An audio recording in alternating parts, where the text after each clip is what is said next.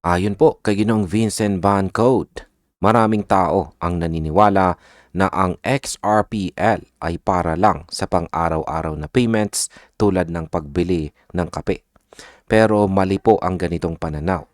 Ang ledger ay ginawa para sa mabilis at murang paglipat or pag-transfer ng malaking halaga ng pera sa pagitan po ng mga bangko, payment providers at malalaking institution.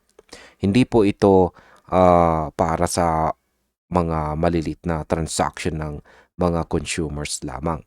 Kapag malinaw po ang tamang gamit ni XRPL, mas magiging kumpiyansa po ang mga institutional investors sa kanilang sa long-term utility po ng XRPL. Kaya yan po ang siyang ating pag-uusapan sa video na ito. At simulan po natin sa ating unang matinding katanungan kung bakit po ba mas mahalaga ang institutional efficiency kaysa sa retail transactions.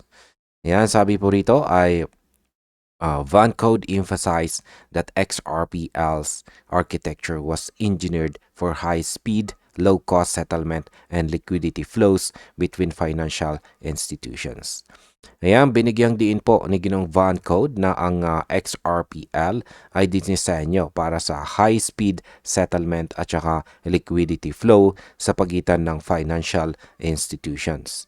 Halimbawa, kung may US travelers na gumastos po ng $18,000 sa Japan sa daang-daang card transactions, hindi kailangan bawat isa ay i-record sa ledger.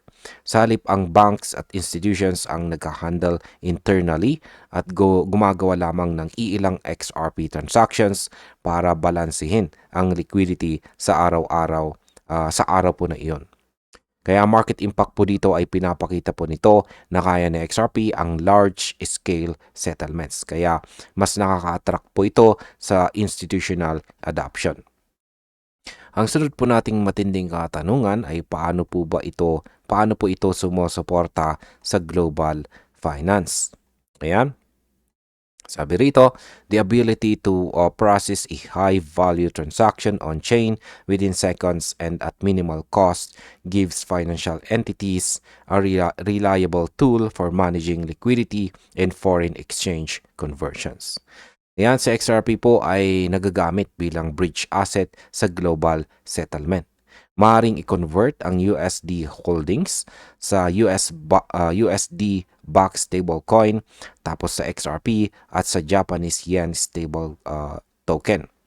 Pinapabilis po nito ang movement ng pera sa iba't ibang currency at stable value tokens sa cost-effective na paraan. At ipinapakita po nito na sa XRP ay may totoong practical application sa global finance.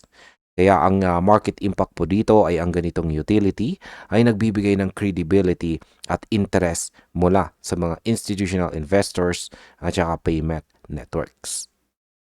Bilang panghuli, ang aking opinion naman tungkol dito ay ang mensahe po rito ni Ginoong Van Code ay napakalinaw. Sa XRP ay hindi pangunahing para sa mga retail payments. Ang tunay po na lakas niya ay sa mabilis at murang institutional settlement. Para po sa atin bilang mga traders at investors, dapat po nating intindihin ang long-term value ng XRP bilang isang reliable bridge asset at settlement layer. Habang dumarami po ang adoption sa global finance, ang kanyang real-world use cases ang siyang magtatakda ng presyo at relevance sa market. At hanggang dito na lamang po tayo sa video na ito mga ka-crypto. Maraming salamat sa panunood.